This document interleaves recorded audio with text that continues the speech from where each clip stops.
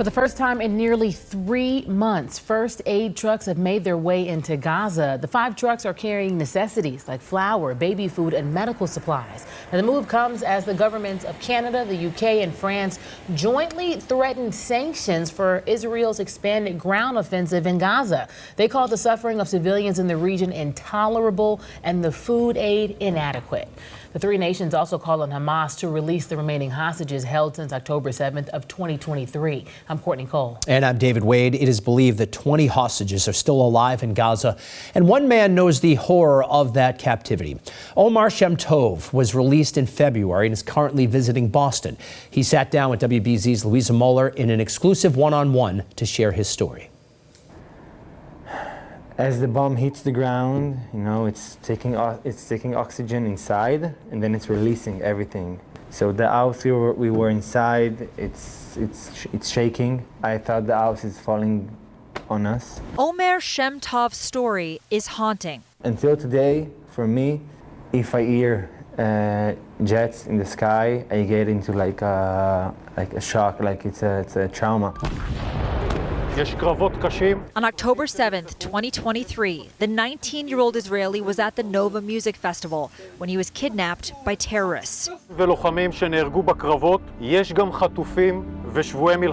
And brought into Gaza, his face plastered on photos in Israel as his Hamas captors kept him in a home, a tunnel 40 meters deep. No one can imagine complete darkness, yeah? I put my hand in front of me and I don't see any shadows moving, yeah? There were times I thought I'm blind. And another tunnel, starving for food and company. I'm a very warm person, yeah? I love to love, yeah?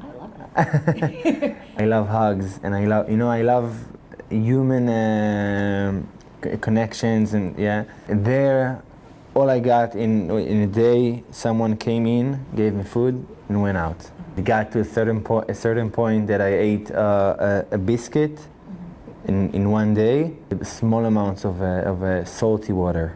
He credits his knack for human connection with saving his life when he says a Hamas commander asked him to blow up Israeli soldiers. I told him, no, I'm not going to do it. And he told me, okay, so if you don't do it, we'll shoot you in the head. And I told him, okay, so you shoot me in the head. They were okay with that? I was very precious to them, yeah?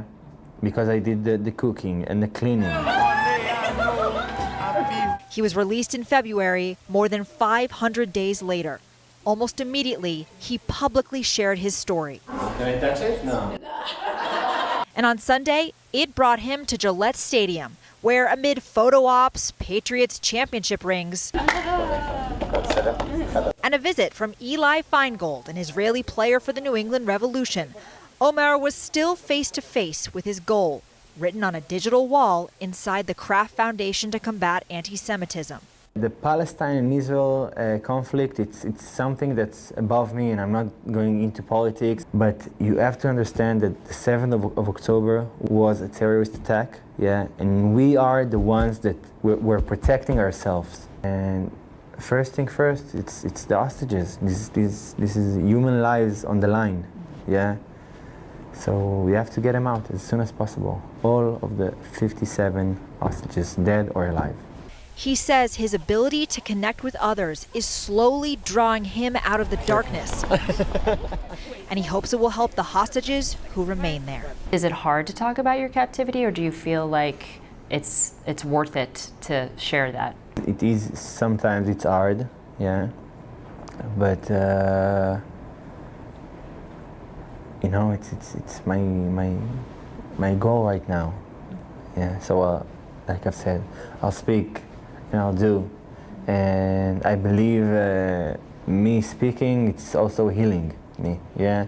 Louisa Moller, WBZ News. And so important, I think, for him to tell that story, as horrific as it is to listen to keep that focus on getting people home. Absolutely, and just making sure that people don't forget there's so much going on in the news cycle all the time, but people need to not forget that as well. And nice to see him have a couple of smiles, at least on this day.